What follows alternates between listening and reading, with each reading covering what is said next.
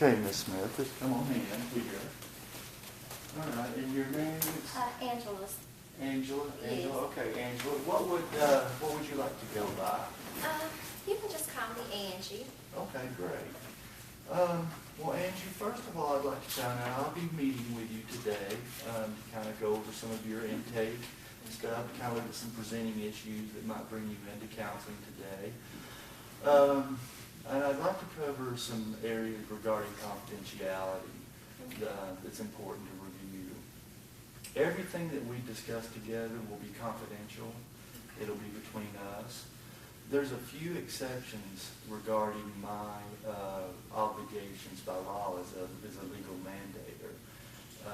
And that entails that if I had any suspicions that you may have caused harm to a child or a vulnerable individual, an elderly person, then I would be required to kind of report that.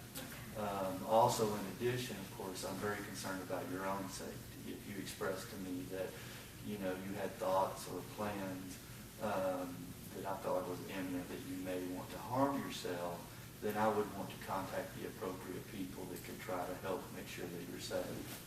Okay. Do you have any questions about that? No, sir. Okay, great. All right. Well, can you tell me a little bit about what brings you in today? What are some things that... There are so many things. I was just recently divorced, and I've got 3 children, one with special needs. My son is autistic. I was married 20 years. So, I mean, I don't even know where to begin. I feel depressed.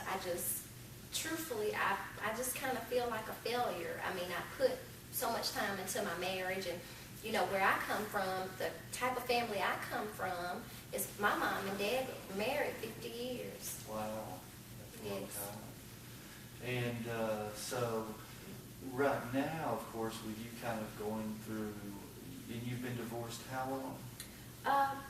Probably about a year. So that's been fairly recent. Yes. Okay. What I'd like to cover, that's helpful to know, that what I'd like to cover is a few things, that I like to begin with my clients, and that is setting an agenda. Okay. And that will be a process of kind of determining what we'll be accomplishing during the session and help provide you with some expectations of what this experience will entail. Okay. It's helpful to kind of do a mood check to see, how you're feeling, how your past week has been. And it'll also be an opportunity to kind of explore what kind of issues you're facing. Okay. And what I like to do is to try to narrow down 1 or 2 problems during the session that you would like to address. And then at the end we'll summarize that. And I would like for you to give me some feedback, just to let me know what your experience is, what you found helpful, or any concerns that you had. And then I'll probably look at, trying to provide some area of feedback. That's going to be an important part of cognitive therapy, is to do some work outside of therapy. Okay. Like maybe an hour a day or so to try to work on some of the areas that we're focusing on. Does that sound like something that we could work with? It does. I'm working a lot of hours right now, but I think I can work maybe an hour. Okay, great. Okay, so can you tell me a little bit about, can you tell me what some of the more major issues are that's really most bothersome and providing difficulty for you? For me, I think it's just being depressed, and I have a special needs son, so I think that's more so. My son's autistic, so just having the responsibility of my son by myself now, because his dad doesn't help, and I just feel like a failure. Okay. And regarding the feeling like a failure, can you tell me a little bit about that? What kind of things goes through your mind when you think about feeling like a failure? Well, I think just, like I said, growing up, I come from a 2-parent home, and my parents have been together over 50 years, and I've only been divorced a year. So I feel depressed all the time, and I feel like a failure because I feel like maybe it was something I could have done to maybe keep us together. So I think that's why I feel so. So just more so, just my divorce is one of the reasons why. And my parents having a successful marriage, and my marriage is not successful. So I almost get the sense that you're doing some comparing to what your family of origin was like compared to what you've experienced in your life.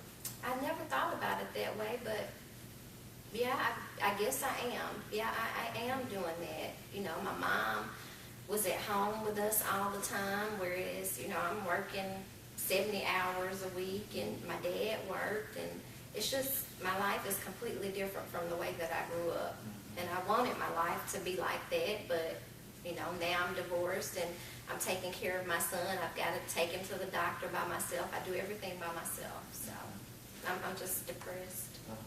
And when you're talking about the depression and feeling like a failure, can you kind of give me some ideas of some of the thoughts that run through your mind when you think about feeling like a failure? You know, what I hear you say, one, is that your life isn't like what you experienced in your family growing up.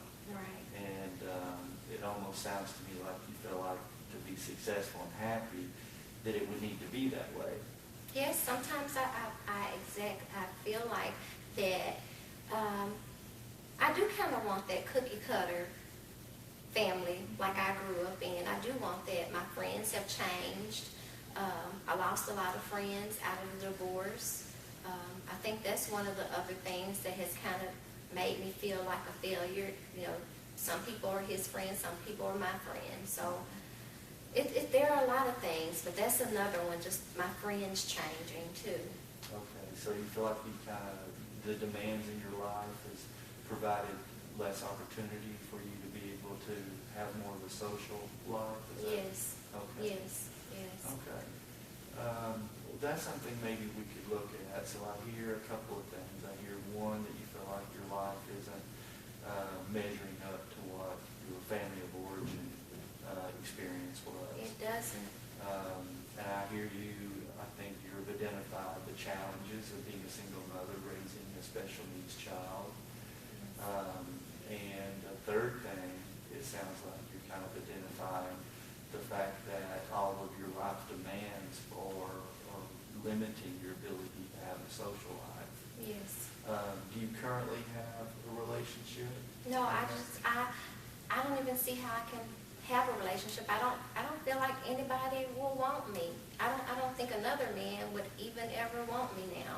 I mean, I've got a special needs son. I'm working all the time. So I just feel, I think that's why I feel depressed. I just don't feel like any man would want me at this point. Well, certainly the thing that you're discussing of being a single parent, no doubt that definitely brings upon, Right. challenges. There's no doubt about it. Okay. What I'm hoping that we can do through working together and doing the cognitive-based therapy that I'd like to kind of describe to you and talk to you about a little bit. Okay. Are you familiar with this No, form of sir. counseling? Okay. No, sir. Well, I think that we can come up with some strategies that can help maybe relieve some of this depression. Okay. And a lot of the things that you're describing as far as feeling like a failure, feeling like nobody's going to want you, and just feeling like you're not going to be able to have the life that you would want to have to be happy, those are all typically very common when it's related to depression. And my sense is that once we start working with some of these areas in cognitive therapy, that will start reducing and relieving some of these intense feelings and some of the depression somewhat. So in cognitive therapy, basically, the way that we work with that and the way that we understand it is that our thoughts actually affect how we feel. Okay. And it's how we feel that is a driving factor in how we behave. And sometimes that can even make it, it can be like a self-fulfilling prophecy. if you think to yourself, nobody's going to want me because I've got, all these demands and my special needs child, how might you act? Would you see yourself going out trying to be social? No, I sleep all the time. When I get up, I just feel depressed. I'm always asleep. If I'm not working, I'm not with the kids, I sleep. Okay. That's what I do. So that's kind of one of your coping skills right now. Yes, sir. Okay. So let me go back and revisit one comment that you made earlier. And an example of cognitive therapy would be sometimes we look at what we call distortions in our thinking. Okay. And that's also common with people that have depression. And in looking at your score, of course, if this were an actual therapy session, we would have conducted, I would ask you a lot of questions about your history, about your life, that would help me make a more precise diagnosis.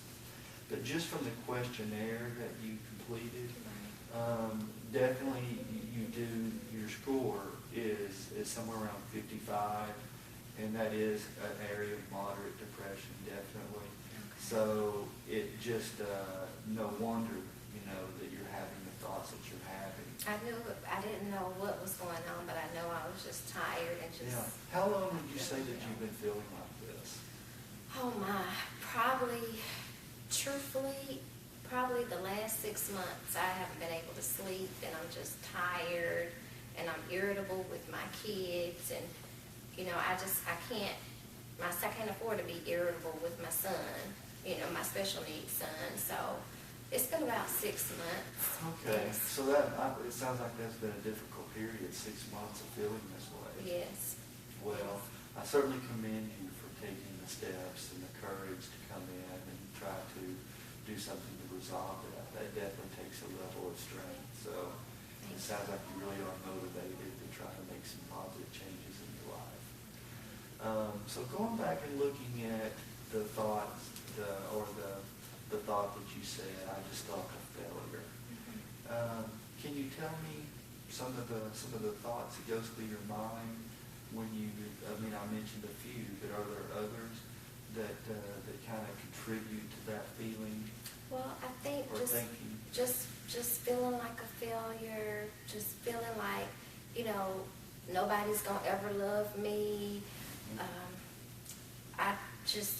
So many things that come to my mind of just I feel overwhelmed. I feel overwhelmed every day I wake up. I just feel totally overwhelmed and just alone. Mm-hmm. I feel alone. And this is something almost immediate when you wake up in the morning? Usually. And so the feeling is I feel overwhelmed. Right. And what is it about that? What is the thoughts that kind of goes with the feeling of being overwhelmed? I'm angry. I'm angry. I'm angry about it. I think I feel anger, and then I think once I feel anger, I just keep feeling like I'm just depressed. I just say to myself, I'm getting depressed. That's one reason why I came in here, of just feeling angry, and I don't want to be angry. Mm-hmm. And what are the thoughts about the angry feelings? I feel guilty. So is it self-anger? Yeah. Anger at yourself? Yeah, I'm angry at myself, and I feel guilty because usually I'm in control of everything. My kids look to me to make sure everything's okay. So it's just a lot of self. I'm angry at myself. So on a scale of 1 to 10, 10 being you're a super mom, and 1 being that you're just the worst mom that ever lived, what number would you give yourself? 2. A 2, is that right? Yes. Well, that's definitely very low. So why don't we take that and look at that for a second?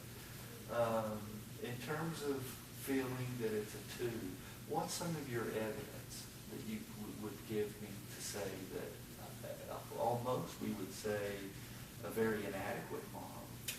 Well, I can't pick my kids up from school. They must go to after school. That makes me feel inadequate. I miss some of my son's doctor's visits, and they're so important. Those make me feel inadequate. And I think just the kids telling me that I'm not the same. They just say, "Mommy, you don't act the same." Mm-hmm. So those are three things I think that just how I know something's Okay. not right. So out of the things that we've talked about so far, if we picked one today, what's one area that you would like to focus on today that we could explore further? Probably just working with my son, just getting him to school on time, I'm not missing his appointments more so. I want to be more compassionate with him, with my special needs son. I want to work on that. Okay. And that, and being able to do that would make you feel like you were more. Yes. It would take away the anger, the self-anger And the that I guilt. feel, and the guilt that I have. Let's do that, but if I could back up a minute, can you tell me some of the things that you do for your children? Oh my. Well, I cook for them every evening. Mhm. I make sure that they have clothes. Mhm. Okay. I do get them to most of the doctor's appointments some of the Okay. times, and I love them. Like I said, I provide them with love. Mhm. And what would be some examples of that? What would that look like? I tell them, I try to give them positive reinforcement. I say positive things about them. I hug them every day. Each one of my kids hug every day. I try to make sure that I do that. Okay. If you had a friend of yours that was telling you that she was feeling similar feelings and not being able to be a good mom almost, Right. I almost kind of hear you saying you feel that way. But if we were to look at the evidence of that in just a moment, but what advice would you give a friend who told you she was feeling like she rated herself a 2, but at the same time she loved them and she gave them positive reinforcement? I She probably did would that. say you are a good mom, because it sounds like a good mom. I would probably say If you saw these qualities in somebody outside yourself, such as a friend. I would say you are a good mom if you do all those things. I would say that. But that's difficult for you to It's kind of very. do that for yourself. Yes. Okay. So, if we were to look at evidence on either side, that's one way to kind of test out some of the Okay. negative thinking, is to kind of look at the evidence and see if it holds true. Okay. Now, in some cases, our thinking may end up proving to be true. If it is, then one thing we would want to do is try to solve that problem in a realistic, practical manner. Okay. Now, on the other hand, oftentimes what we know with people with depression is that their thinking tends to be very rigid. It tends to be very negative oriented and usually not based completely in truth. So that's one thing that we can kind of look at more specifically here. Okay. And I hear you saying that you want to be able to do more for your son to feel Yes. better about that. And I certainly think that doing some of the work in the cognitive therapy that we'll be doing, I think as your depression begins to lift, and I think you have more energy and motivation and start experiencing more positive thoughts about yourself, and giving yourself credit even for the things that you do. It's so hard. Yes. It's hard. And that actually is. Mhm. Well, I tell you what, I have so I would like to kind of show you something that we could utilize for maybe a homework assignment. Okay. And what this would entail would be kind of, once or twice a day, even just to start out, Okay. is that, and you would do this outside of the therapy session, is I would like for you to kind of identify when you have these moments or these situations, and kind of identify in this block area or this column what the situation was that occurred that you felt like created that negative thought. Okay? And then kind of, then look at what the negative thinking was. Okay. Was the negative thinking that, you're not good enough, or you're just not being a good mom? And then here is an opportunity in this column to kind of look for the evidence. Is the evidence there? So I'm putting them up against each other, the evidence with, okay. Kind of okay. testing them together. Testing them together, okay. And in this column, it gives us an opportunity, or will give you an opportunity to kind of test that out and see if you can come up with an alternate way of thinking, such as using the example of, sometimes I miss doctor's appointments because of my schedule and my workload. Right. And, So that would be my situation, so I would put that as my situation. And my initial thought, like I thought at first, is that I felt so bad, I was angry with myself. Yes. Okay, I understand. And then your negative thinking from having that thought Okay. would be, I'm inadequate, like you described. Right. And then would say, okay, well, let's test that out. Okay. Let's test that out. Is it true? And then we'd look at a different way of thinking about it. An example could be, okay, let's say you had to work overtime and something happened and you had to schedule the appointment. Do you think that happens with other parents that work? I'm sure it probably does. I just feel bad about it, but Right. yeah, I would think so. So, sometimes. and I heard you say that most of the time you do make the I appointments. do. I really do. And so, in looking at that, I think that helps kind of get a clearer picture, an accurate picture Okay. of the evidence for your thinking. So we may look at that and say, well, it's unfortunate that an alternate way of looking at it may be to say, well, that was unfortunate today, I had to call and reschedule. Okay. But it doesn't mean I'm a bad mom. A bad mom. Okay, I understand. Right. Yeah, and it makes me feel a little better, just the alternative thinking this, just to think of it a different way. So. If I ask you now to kind of summarize something just from this initial brief session, and we'll have longer sessions in the future, and when we kind of talk about doing the agenda, one thing I'll ask you to do is see if there's something you want to add to the agenda, Okay. so that you have input. And I definitely will value your feedback from, I would like to know, for example, what you found as being helpful, and maybe any concerns you had about our work together, or any concerns about what we're working on in counseling. Is there anything about today's session that you would identify as that you found particularly helpful?